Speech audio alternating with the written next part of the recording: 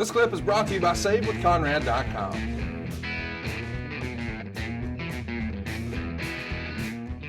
The evolution of AJ, we've been discussing in our look back to 2007 that we're doing. We talked about him being aligned with Christian and Tomko and being a top of the card heel. The evolution of AJ, when did you feel like, from your perspective, boy, he's really hit his stride as a performer? I think there's levels of, what's a simple? Well, there's really good high school football players. Yes. That do not really translate into a good college player. I've seen it. You just see a lot of those. And then there's other good to great college players that never make it to the next level. And so the Asylum years, in a lot of ways, were that high school education that AJ just wasn't good. He was great in his early years. Yeah. Heavyweight, X Division, tag. And then we're right now sort of getting in his from Fox Sports and early Spike and Christian, who had, been to the dance and all this, but we're still, AJ is a good to great college player. But when he got into, and I don't want to jump too far ahead, when we did the Main Event Mafia Frontline story, AJ and Joe and a few others, me and Mick were, Switzerland trying to get both sides to get along. But AJ and Joe and others were okay, guys, you got the ball completely on the babyface side. I would see things and I'm going, Dad gum, AJ has arrived at the tip top level. That's kind of sort of the transition. As we get into 2010, I don't want to jump in. That's where I got angry at times. So, but go ahead. Let's stay on point. Well, I just, I wanted to know from your perspective, like, not necessarily saying peak AJ. I'm just asking, is there value in, or in your mind's eye, when a guy can do a great heel work, great baby face work, he has to be able to do both, or does he just have to be able to talk them into the seats and have a good match? What makes a complete performer? Because we're talking about a homegrown talent. This is not someone who's been well established. So it's not Scott Hall, where he got over in the WWF, he got over in WCW, and now he's here. Because it's kind of not up to you to shape the way fans think about him and move him along. He's just Scott Hall, and we're going to put him wherever we want and hopefully try to make some other stuff around him. But AJ is really like your first project. And I'm wondering, as a proud papa or a mentor or a little big brother or whatever you call yourself, was there a certain moment or thing you were trying to say, if I could just get AJ to get his arms around this concept, now we're headed in the right direction? A lot of, there's not any one moment, but this Spike era from 1 to 2 hours and doing an in-ring and knowing that whether it was Vince or Dutch, I'm not going to put all this on Vince, but whoever, the producers, the bookers, the writers, whatever you want to call them in TNA. But when AJ, because his in-ring work, he just continued to get better, AJ, to me, even when he arrived at WWE, got better and better and better and better. And he has continually really, it's like, you watch the NBA finals, that Al Horford dude, he's been in the league 15, 18 years and he's 6'8", 6'10", shooting threes. AJ continues to get his in-ring work smarter, better, all that. But as a performer, when AJ could go to the ring and do an in-ring and not only hit his talking points, but so Conrad, I believe as a producer, you can hit your talking points spot on, and there's just a little something missing, and you go, man, that was good. That's good. But the reality is that when a guy goes to the ring and says everything with complete confidence, and you know that he believes what he just said in the ring, and here's how you know that. Boy, this is truly inside baseball. When a talent does that and they're in the ring and they do an in-ring promo and whatever it may be, and when it's over and the red light's over and whether it's smudge or whatever, and they come back through the curtain, if they come back through the curtain and go on to the next thing, they're not coming to ask you, how was it? They know it was good. Yeah. If there was a flub up of a line or two, big deal. Yeah. Said it from the heart. AJ started to get that, or had that confidence, and came to that level 08, 09. I like that you sort of laid out, they knew it was connecting and they knew it was hitting, so they didn't have to come ask. I really appreciate that. I am curious, since we've talked about in both ways and you guys tried in both ways. Did you prefer AJ better as a babyface or a heel? That's a really, it's very situational because he could do both.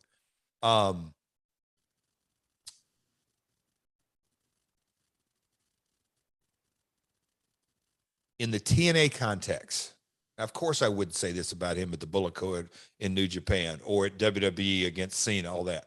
But in the TNA, because he was such a homegrown guy, he embodied everything about the brand. And if you want to think about everything about the brand, you don't want him to be booed. You want him to be cheered. So in the context of TNA, without question, a babyface. The storyline that we're talking about, or we may move on past this with Christian, and he accidentally marries Karen, and it was comedy, but it was episodic and very entertaining, and Kurt and everything that went with it. AJ was totally maturing as a performer, being able to pull these things off. That's a long way from the boy next door from North Georgia, being the X Division breakout star. He was really developing. So the February 08 is when he accidentally marries Karen Angle. And I guess that's gone around because I've heard that's happened at least 2 other times. Kurt has talked a lot on his show about how much he enjoyed working AJ. They were programmed together a lot in 08. Do you think working with someone at the level with the pedigree of Kurt Angle, that helps make AJ better? It has to, right? Well, see, the one-offs with Sting or X-Pac or whoever we would bring in from time to time would be really good. But when we go, okay, in a creative room, we're gonna, and I'm saying me, Vince, Dutch, whoever's in the room, and here's our, 3 match, maybe not 3 months in a row, but here's match 1, here's match 2, match 3, and it's against Kurt. AJ's coming out the other side better. And in a lot of ways, a guy like AJ, when Kurt looks at it, he goes, oh, damn right. This is a brand new match, a brand new story. And Kurt's at the stage of his career. Yeah, I'll take this young guy who can go all over the place, because he's been on the other side of that. So let's talk about Main Event Mafia. AJ is going to be a big part of that. Him and Samoa Joe are going to come together to form the front line to combat Booker T, Kurt Angle, Kevin Nash, and Sting. How important was AJ to this story at the time? To me, again, you're paying, people pay to see the babyface win. It's just, that's the nature of storytelling, not just wrestling. It's people come, if you're a Warriors fan, you're paying to see them win the championship. So the front line versus the Main Event Mafia storyline. And yes, Joe was a big part of that, but the centerpiece babyface was AJ Styles. So this storyline, everything hinged on him. Let's talk a little bit about when he's sort of the focal point of the company, because it does feel like he's maybe at peak AJ here in TNA, and then Hulk Hogan and Eric Bischoff come in. And they put him with Ric Flair. And we've talked a lot about how it felt like everything changed in TNA when Hogan and Bischoff came in. And we'll talk more about that another time in the future. But the pairing with Ric Flair, on the one hand, feels like something that, boy, everybody would just jump at the chance to do, because what a legend he is. And it's going to do good ratings. And it's just an awesome pairing. But as a fan at the time, it didn't make a whole lot of sense to me. I know that AJ is one of the best wrestlers in the world, and I would have argued the best wrestler in TNA, but his style and Rick's were just nothing alike. What do you think of the pairing of him and Ric Flair? Oh, let's not get granular, but Eric made a quote about 3 months or so before they came in, and kind of took a dig at who the hell knows who AJ Styles is. That kind of said everything that I knew Hogan was thinking. And when Hogan came in with all the power, I knew that, oh many a times in TNA offices, I sat in my office and I thought, if I could just have a conversation with Hulk and Eric, I think they would understand. But the circumstances it prohibited it. It wasn't, it would have been taken the wrong way. Dixie would have seen it in a bad light. It would have been, I'm meddling in her sandbox, all the, yeah. But they didn't know the history. They didn't know where AJ was at. They didn't know the merchandise sales. They didn't know the story. They didn't know the 7 years of a build. They were coming in and Dixie wanted a brand new product, out with the 6-sided ring, out with basically anything attached to Jeff. And hey, guess what? AJ Styles is top babyface. We're going to switch him heel. And at the very core, when they said we're going to team him with Flair, I remember thinking to myself, they have no idea who Alan Jones is. He doesn't party. He doesn't drink. He's not Jets. He's anything but the nature boy persona. He's the opposite of that. And I knew Rick didn't know who AJ was. And I knew it was going to be oil and water, but I had to keep my mouth shut to try to keep peace within the company. But it goes without saying, I did not like it. So AJ becomes the TNA World Champion. He's going to hold the belt for an impressive amount of time, 211 days. He'll have matches during that reign with the likes of Samoa Joe, even teaming with Flair in a match against Hogan and Abyss. He eventually drops the belt to Rob Van Dam. And at this point, AJ's been in the company for 8 years.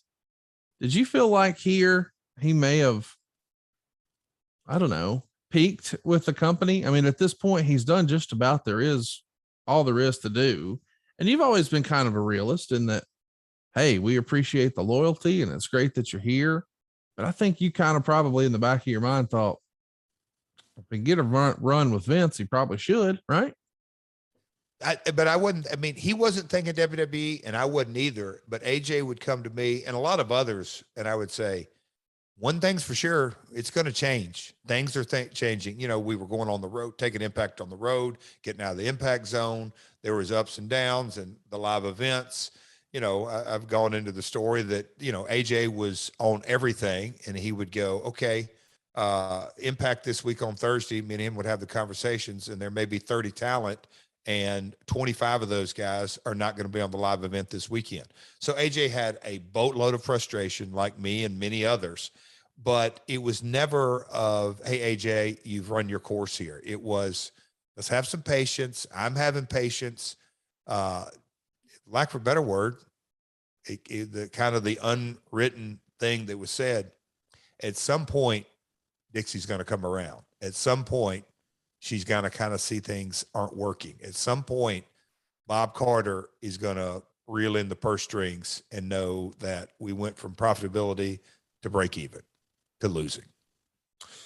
Hey, it's Conrad Thompson. Thanks for checking out the podcast here on YouTube. Be sure to hit the subscribe button and the notifications bell so you get a notice anytime we upload some new content. And go save yourself some money right now. If you're in a 30-year loan or you have credit card debt, it's not a matter of if I can save you money. It's a matter of how much. Find out right now for free at SaveWithConrad.com.